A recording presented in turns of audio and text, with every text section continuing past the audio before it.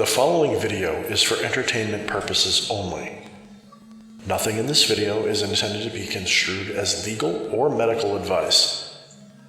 All rituals are conducted by a professional occultist under safe conditions. Use the information in this video at your own risk.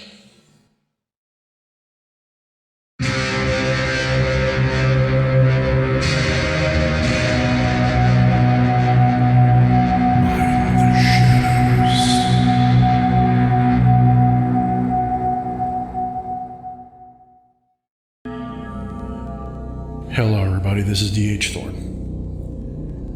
This video is a little bit of a preview of some of the things I'm working on for my next book, and some of my next videos, roughly once a week, I'm going to be releasing a video which is going to be a combination of binaural beat and a musical sort of tone. It's going to be kind of, I guess, musical, but it's going to be a meditative audio clip that can be used for each of your chakra. And they're going to be flavored, we'll say, a little bit towards the infernal and left hand. So they won't be quite so love and light feeling, but they're not going to be bad. They're not going to be like, really dark and spooky, or maybe they will be. But this video in particular, I had put up a preview of this part of my book, and also sort of the script for this video that is also going to be in my next book, which will be getting announced at some point, assuming I finish it the way I plan.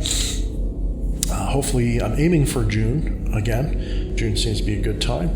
And since I will almost certainly not be going back to my day job this year, I have plenty of time to get it done, so I can take my time. So this video is particularly going to be about the concept of chakra removal.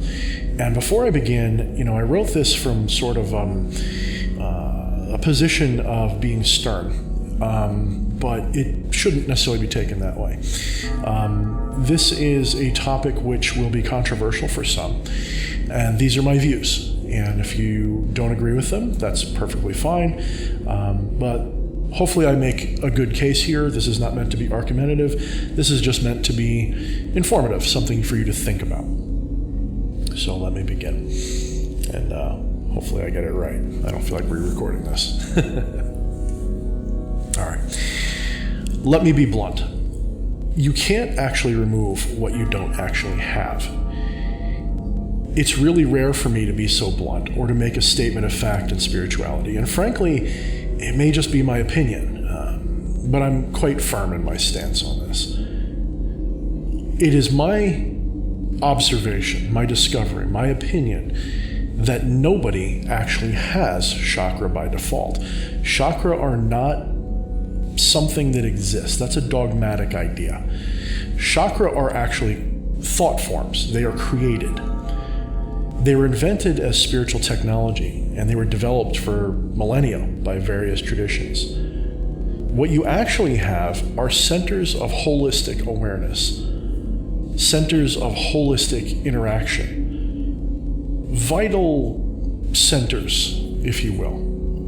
And to help us understand them and interact with them, we, both now and in the past and in ancient history, created thought forms that help us in the process of working and using them.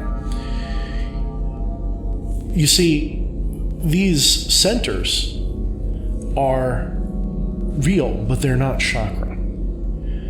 Now, a chakra literally means wheel, does not actually exist in your energy body by default.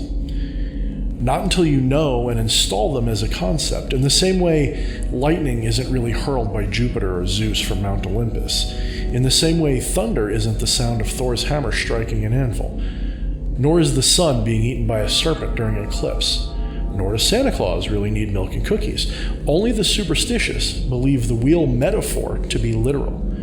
Like biblical creationists, who themselves believe we didn't evolve, or that the earth was formed in 6 days because, Skyfather blinked and said, "Let there be light."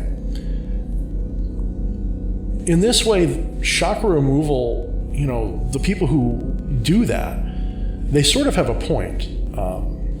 Since they are installed, they aren't natural, because that is one of the big things, one of the big arguments, is that they were put there by others to drain us of our energy. But the flaw here is that they've been installed into us entirely by our own belief in them, either by our own study and interest or by listening to our culture or family and trusting it to be true. Is this an example of some kind of conspiracy to control us? I suppose, if you allow people to tell you that chakra are anything other than thought forms that you have total control over, then yes. Even then, they are nothing more than a way for you to interface with your energy body through meditation and ritual. Yes, they can be a portal through which entities can feed on you, and yes, if you install them incorrectly, in your subtle energy body anyway, via faulty conceptualization, they can be more harm, and do more harm than good. But they themselves are not part of some vast conspiracy to let ET or some other dark demonic entity, or even shadows, suck out and feed on your louche, quote unquote. Though when we encounter vampiric people or entities draining us, and if we have chakra installed through intentional or unintentional means, then we very well might perceive those entities as using those chakras as feeding tubes. It's sort of, well, it's something that makes sense to you, so you're going to visualize it that way. You kind of can't help it. But for you as the victim, that's actually a feature, not a bug. In other words, it means you're more easily able to identify what part of your energy body or wavelength or resonance of your soul or being or whatever you want to call it is being attacked. So by creating a chakra and using it, you're not actually opening up and creating a vulnerability to something outside. You're actually opening up a new kind of awareness inside.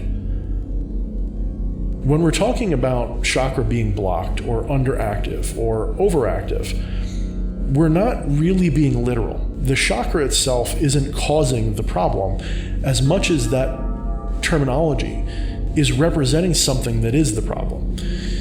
In other words, these aren't organs like your heart or uterus. You can't block your chakra like you block your heart arteries.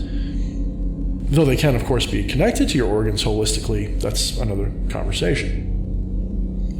But you're not a miserable person who's afraid to go out in public because your root chakra is blocked. A blocked root chakra is not causing you to have problems. The blockage that you're perceiving is a way for you to interact with the problem. It's a diagnosis. So rather, your root chakra will be said to be blocked because that is the perception as well as the prescription for how you can help yourself with the problem that you're perceiving. If you are told, oh, your root chakra must be blocked because you're fearful, you're suffering, you're afraid of losing your house, you're maybe you're paranoid or something like that, then that is a diagnosis of your problem, and the saying that your root chakra is blocked doesn't actually mean that it is. And it doesn't mean that the blockage is causing the problem. It's a kind of like if you stick a thermometer in your mouth. When you stick a thermometer in your mouth, the thermometer isn't making you hot. Okay, the thermometer being pegged at 106 degrees doesn't mean that the thermometer is causing your fever. It's just reporting it for you. And if you didn't know what 106 degrees meant, well, it'd just be numbers. It wouldn't mean anything to you. So the difference, though, is that unlike chakra, if you throw a thermometer in ice water, that doesn't change your temperature. But when we're working with chakra, we can, by changing the chakra and believing that they're linked to our energy body and our spirit and our activities and our psychology and our body, we can cause change. Subtle, sometimes major, usually at least subtle. So when we're working with our chakra, we're working with tools that help us to interface with our greater energy body. And we do this in a more rational but still fantasy kind of way. And our energy body responds to that because it too is entirely imaginary. Now, not many people want to accept that, so ignore it if you don't like it. But your astral body, your energy body, is an astral construct that your consciousness creates. And that means you can change it into anything you want. And the more easily you're able to be aware of that, the easier it's going to be to change things. So unlike the thermometer, if we visualize and chant and do rituals to energize or clear our chakras, and then we take mundane actions to make it a holistic act as well, well, bingo. We get manifestation of intent. Because all magic requires the mind, body, and spirit working in unison as a holistic act. So we'll enjoy some kind of shift of experience. If you clear that blocked root chakra, you might have a notable experience. So if you're suffering from a diagnosis of a blocked chakra, the blocked chakra didn't cause the condition. But by doing the work of unblocking your root chakra, both with meditation, mental exercises, mantra, mudra, mundane activity, etc., you can adjust your energy body's resonance, and that can help your trust. That can help you to trust your experience, to trust the universe, and this will balance your energies, and this will help you to relax. And as above, so below, as within, so without, you get something. Something happens, okay? Generally in line with your intention. So, as a result, you could experience less stress and less attachment to mundane problems in life. And as you lighten up, well, we say your root chakra is more balanced now. And this lightened up attitude will probably cause you to make better decisions, have a better life. Maybe at first it'll take a little while. You might still have to get out from under your dad or whatever it is, but you won't be scared. You won't be upset. You won't be dealing with it from a position of reaction and fear. You'll be taking a position of, well, action. So if you remove your chakra, nothing's really changing except how you perceive your energy body. If you truly believe you've done something good for it, then yeah, there's a good chance that as above, so below, that as above that you believe will become a truth in your personal experience. None of this is one for one perfect. Obviously, wishful thinking is a flaw. You can't just believe yourself into a Maserati, but you can certainly shift your awareness, shift your perception. And if you've shifted your perception into believing your chakra are not necessary, and you remove them, and you believe that it's going to liberate you somehow, you're at least going to act like it. If you act like it, you'll see results, at the minimum. This is where my skepticism comes in handy when I was an avid skeptic. But now I understand a little bit on a deeper level how that actually works. So another complaint that chakra have about them is that chakra tends to compartmentalize your awareness. It creates more delusions of separation between yourself and your divinity and one another. Now, I can see how for some people that would be absolutely true.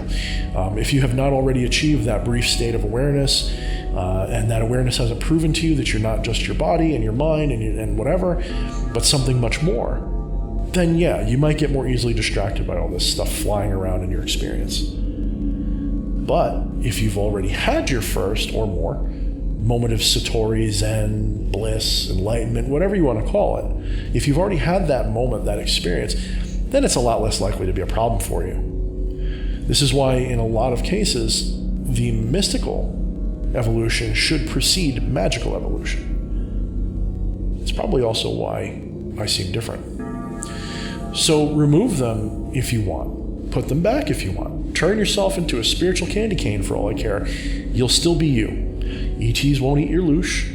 And if you do or don't, and like or unlike the idea, whatever, it won't matter.